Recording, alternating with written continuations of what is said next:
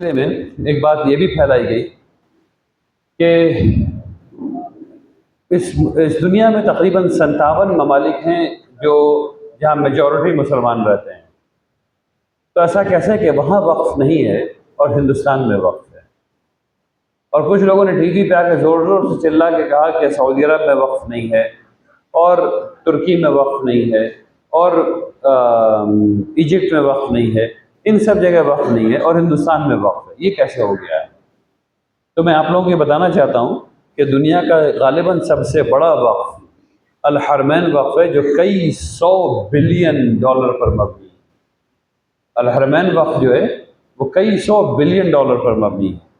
अल अज़हर जो है, अज़हर यूनिवर्सिटी, जामिया अज़हर, ये तकरीबन आधा काहिरा इसके लिए वक्फ है। जो मैंने यहाँ पे 10 बिलियन डॉलर लिखा है, लेकिन 10 बिलियन डॉलर से बहुत ज़्यादा है। इन 10 का मतलब ये था कि 50, 60, 70, 80, 90 पता नहीं कितने बिलियन डॉलर पर वो मबनी है, क्योंकि आधे से ज़्यादा काहिरा, पूरा शहर काहिरा आधे से ज़्यादा उसके लिए वक्फ है। लोगों ने ये बात फैलाई कि तुर्की जो है वहाँ वक्फ नहीं है। मैं आप लोगों को बताना चाहता हूँ कि मैं चंद दिन पहले एक रिपोर्ट पढ़ी जिसमें ये बताया गया है कि 75%, 75, 7, 5, 75% तुर्की की ज़मीन वक्फ है। 1, 2 नहीं, 12, 13 नहीं। सूडान की 12.5% ज़मीन वक्फ है। पूरे मुल्क में 12.5%, एक की तो 75 ही होगी, 12.5%। तो ऐसा नहीं है कि सबसे ज़्यादा वक्फ यहाँ के मुसलमानों ने किया है, ऐसा बिल्कुल भी नहीं। ऐसा भी नहीं है कि एक और साहब ने ये बात फैलाई कि मुसलमान वक्फ वगैरह करते नहीं थे।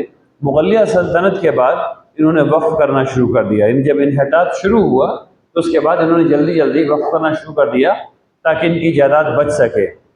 मैं आप लोगों को बताना चाहता हूँ कि इस्लाम हिंदुस्तान में मोहम्मद बिन कासिम रहमतुल्लाह अलैह के साथ नहीं आया था, ये उनसे बहुत पहले आ गया था। हिंदुस्तान में पहली मस्जिद रसूलुल्लाह सल्लल्लाहु अलैहि वसल्लम के हयात में ही बन चुकी थी। हिंदुस्तान में पहली मस्जिद रसूलुल्लाह सल्लल्लाहु अलैहि वसल्लम के हयात में ही बन चुकी थी।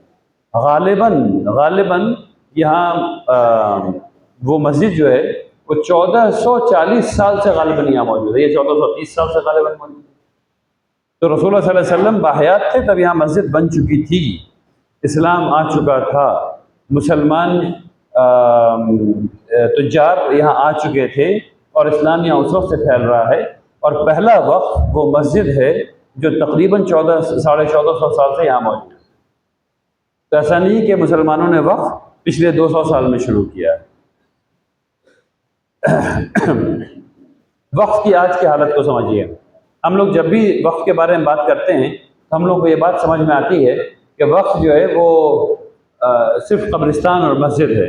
असल में मैं आपको बताना चाहता हूँ कि अंग्रेज़ी का CBSE स्कूल वक्फ की ज़मीन पर है इस मुल्क में, मराठी का CBSE स्कूल वक्फ की ज़मीन पर है, बंगला का CBSE स्कूल वक्फ की ज़मीन पर है, फलां ICSE स्कूल वक्फ की ज़मीन पर है, अंग्रेज़ी इदारे वक्फ की ज़मीन पर हैं, B.Ed कॉलेज वक्फ की ज़मीन पर है, कॉमर्स कॉलेज वक्फ की ज़मीन पर है, इंजीनियरिंग कॉलेज वक्फ की ज़मीन पर है, साइंस कॉलेज वक्फ की ज़मीन पर है, मेडिकल कॉलेज वक्फ की ज़मीन पर है, यूनिवर्सिटी वक्फ की ज़मीन पर है, सराय वक्फ की ज़मीन पर हैं, कुआं वक्फ की ज़मीन पर है, चापाकल वक्फ की ज़मीन पर है, मस्जिद भी वक्फ की ज़मीन पर हैं और कब्रिस्तान भी वक्फ की ज़मीन पर हैं। मैंने इस तरतीब से क्यों आपको बताया?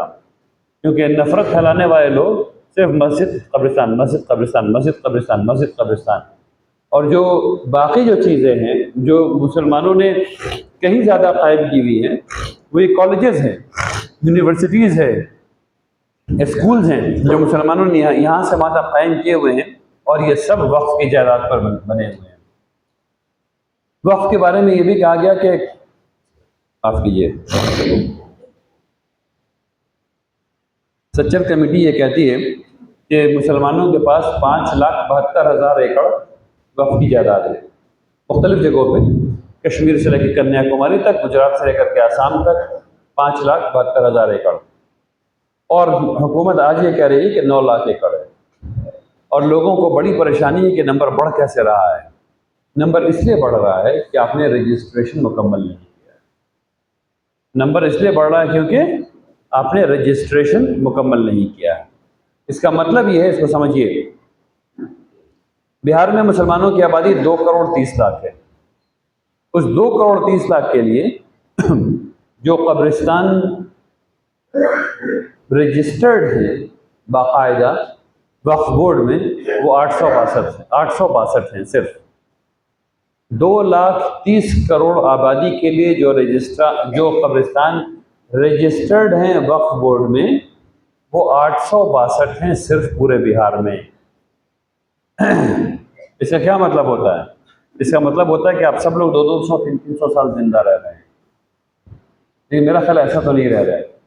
इसका मतलब ये है कि बहुत ढेर सारे कब्रिस्तान ऐसे हैं जो रजिस्टर्ड नहीं हैं। ठीक है ना? इसकी मिसाल सिर्फ एक समझ लीजिए। नीतीश कुमार की हुकूमत ने जो एक अच्छा काम किया है वो ये किया है कि उन्होंने कहा है कि भाई वो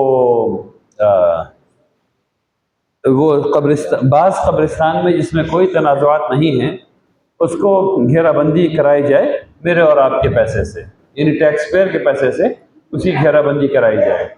बहुत अच्छी बात है। तो उन्होंने जो पहली फहरिस्त निकाली है जिसमें कोई तनाज़ा नहीं है और सब चीज़ साफ़ सुथरा है, जिसमें डीएम की रिपोर्ट लगी हुई है, सीओ की रिपोर्ट लगी हुई है, सब लोगों की रिपोर्ट लगी हुई है, वो है 9,237, जहाँ तक मुझे याद आ रहा है अभी 9,237 पहली फहरिस्त है और कई फहरिस्त उसमें है। पहली फहरिस्त 9,237 है, लेकिन 9 लाख एकड़ में जो नंबर दिख रहा है वो 862 वाला है।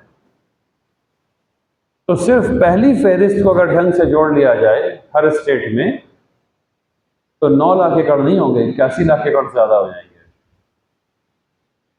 बात समझ में आ रही है?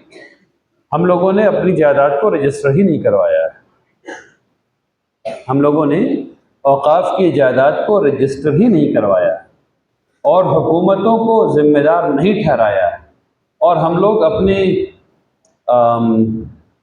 अब उसको मैं क्या कहूँ, अपनी अपनी वजूहात, जिसकी जो वजह रही हो उसकी वजह से जो हम लोगों ने नहीं करवाया है उसका खमियाजा हम लोग भुगतने वाले हैं अनकरीब, अगर ये एक्ट आ गया तो। तो हम लोग को जानना चाहिए कि बेपनाह औकाफ की जायदाद है जिसको हम लोगों ने रजिस्टर नहीं करवाया है। जब नहीं करवाया है तो वो 9 लाख एकड़ दिख रहा है। जब करवा लेंगे तो कितना बड़ा नंबर दिखेगा वही पता नहीं। ठीक है ना? इस नंबर के देखने दिखाने से एक और बात आपके सामने कहना चाहता हूँ, और वो ये है कि ये कहा गया कि मुसलमानों की 9 लाख एकड़ ज़मीन है और वो रेलवे के बाद और डिफेंस के बाद सबसे बड़ी जायदाद जो है मुसलमानों के पास है। डेटा ऐसा नहीं कहता। सिर्फ 2 स्टेट को मिला लें, यानी कि अगर हम लोग सिर्फ तेलंगाना को माफ़ कीजिए तमिलनाडु को और आंध्र प्रदेश को मिला लें तो हिंदू टेम्पल बोर्ड के पास 9,40,000 एकड़ ज़मीन है। सिर्फ 2 स्टेट को मिला लें तो 9,40,000 एकड़ ज़मीन है। लेकिन किसी मुसलमान ने उठ के नहीं कहा कि ये जो है गलत है, 9,40,000 कैसे हो गया, ये बात ख़राब हो गई। और कल या परसों एक आदमी ने कोट किया है और मैं इसीलिए इसको बग़ैर वेरीफाई किए आपके सामने रख रहा हूँ, चूँकि मैंने वेरीफाई नहीं किया है। किसी ने मुझे बताया कि एक रिपोर्ट उन्होंने अखबार में पढ़ी जिसमें हिंदू टेम्पल बोर्ड के पास 32 लाख या 32.5 लाख एकड़ ज़मीन, हिंदू टेम्पल बोर्ड के पास। चैरिटीज़ एंडाउमेंट एक्ट मुख्तलिफ है, सिर्फ हिंदू टेम्पल बोर्ड के पास 32.5 लाख एकड़ ज़मीन मौजूद है। तो हम लोगों के पास जब डेटा रहेगा तब हम लोग सही बात बोल सकेंगे। डेटा रहेगा तो अच्छी बात कर सकेंगे। तो ये है वक्फ का आज का तनाजुर, जिसको समझने की ज़रूरत है हम लोगों को। अब हम लोग क्योंकि वक्त का मैं इसलिए मैं आगे बढ़ जाता हूँ। वक्फ बिल आया है, मैं जो इसके जो मोटी चीज़ जो वक्फ बिल हम लोगों के साथ करने वाला है वो ये है। पहली बात जो वो करने वाला है वो वक्फ की जो जायदाद हमारी है उसको वो कंट्रोल करना चाहता है। वक्फ बिल जो वक्फ की हमारी जायदाद है उसको कंट्रोल करना चाहता है। जो हमारी जायदाद है उससे हम लोगों को महरूम करना चाहता है। जो वक्फ की हमारी जायदाद है उससे महरूम करना चाहता है। और जो हमारा हक़ है वक्फ करने का, उस वक्फ के करने के हक़ को महदूद करना चाहता है। तो सबसे पहली चीज़ मैंने कही, कंट्रोल करना चाहता है, महरूम करना चाहता है, महदूद करना चाहता है, और इस्लामी तारीफ़ात जो हैं, जो इस्लामी डेफिनेशन है, उसमें वो तब्दीली करना चाहता है, वो उसको बदल देना चाहता है। और मैं इसको इंशाअल्लाह चंद मिनट में आपके सामने साबित करने की कोशिश करूँगा। वक्फ का बिल जो है वो आइन की रूह के ख़िलाफ़ है। हम लोग ऐसा समझते हैं कि वो आइन की रूह के ख़िलाफ़ है, वो फंडामेंटल राइट्स के ख़िलाफ़ है, यानी आपके जो बुनियादी हक़ हैं उसके ख़िलाफ़ है। ये भी समझना चाहिए आप लोगों को कि बुनियादी हक़ के ख़िलाफ़ कोई भी कानून नहीं बनाया जा सकता, लेकिन ये कानून बनाया जा रहा है जो बुनियादी हक़ के ख़िलाफ़ है। बात समझ में आ रही? ठीक है। ये कानून जो आ रहा है ये मुख्तलिफ़ दफ़ात जो दस्तूर की हैं उसके ख़िलाफ़ है। ये जो कानूनी जो उसूल हैं उनके ख़िलाफ़ है। एक चीज़ होती है लॉ में जिसे कहते हैं वेल सेटल्ड लॉ। कोई एक चीज़ जब कोई कानून जब कई दहाइयों तक चला आ रहा होता है और मारूफ हो जाता है और वैसे ही काम कर रहा होता है, उसको वेल सेटल्ड लॉ कहते हैं। ये उसके ख़िलाफ़ है। ये बिल सुप्रीम कोर्ट के कई लैंडमार्क जजमेंट से सीधे सीधे मुतसादिम, उससे टकराता है। और लीगल फ्रेटर्निटी में जो लोग कानून बनाते हैं और कानून के बारे में जानते हैं, वो ये जानते हैं कि कोई भी कानून बुनियादी हकूक़ के ख़िलाफ़ नहीं बनाया जा सकता। कोई भी कानून ऐसा नहीं बनाया जा सकता जो वेल सेटल्ड लॉ को अनसेटल कर दे, उसमें कमी पैदा कर दे। कोई भी कानून नहीं बनाया जा सकता जो सुप्रीम कोर्ट के जजमेंट के डायरेक्टली ख़िलाफ़ हो। और ये जो कानून आ रहा है ये सब वैसा काम कर रहा है।